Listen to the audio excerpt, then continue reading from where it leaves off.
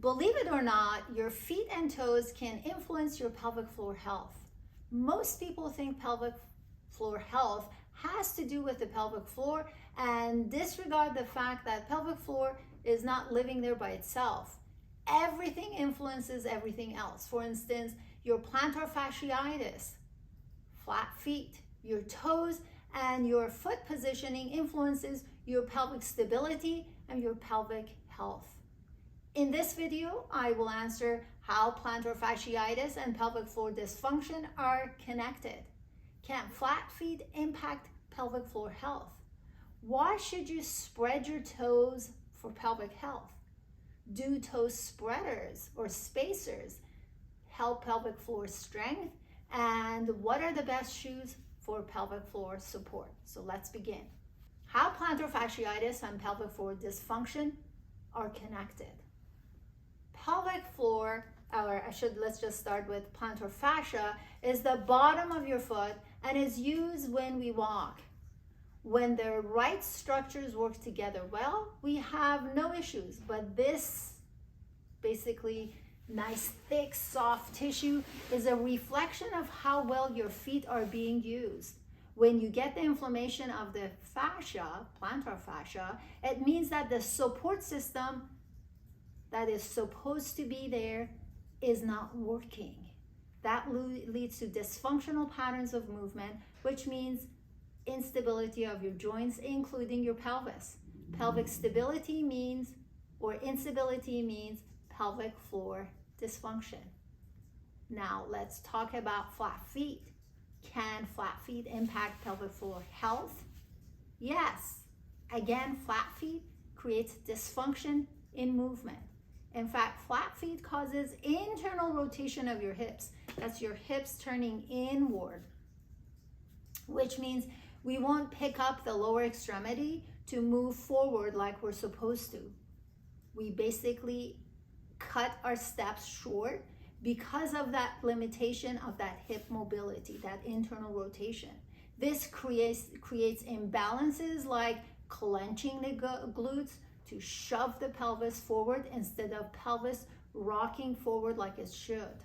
Pelvic instability means pelvic floor dysfunction, and treatment of pelvic floor dysfunction 100% should, in my opinion, address the feet too.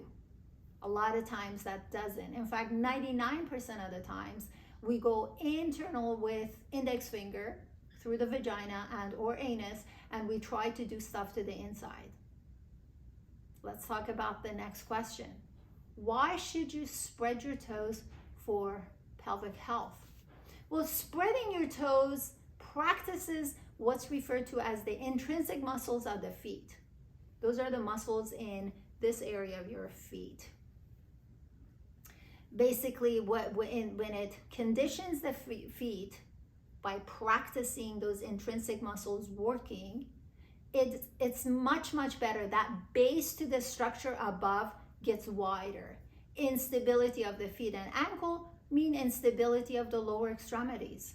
That's like the legs of a table being unstable and expecting the tabletop to be basically nice and stable. That's not going to happen. Now, do toe spacers help pelvic floor strength? Toe spacers, in my opinion, work like foot orthotics. They should be used while you work on your natural structures, your nature-given structures, your nature-giving toe spacers. The muscles that were created to let you create that gap between your toes, the ones that make your feet wider so they can be much better base to the structure above, support them better. Toe spacers can temporarily mimic the wider feet while you practice spreading your toes. Believe me when I say working on it reverses the process. It really does. The better your feet are, the better base you have. It really helps. Let's take our socks off now and try to spread our toes, and let's see. So what you want to do is you want to place your big toe down and try to see how I'm stable right there. I'm spreading my little toe as far away from my big toe as I can. And now in that position, can I get these creases on my toes?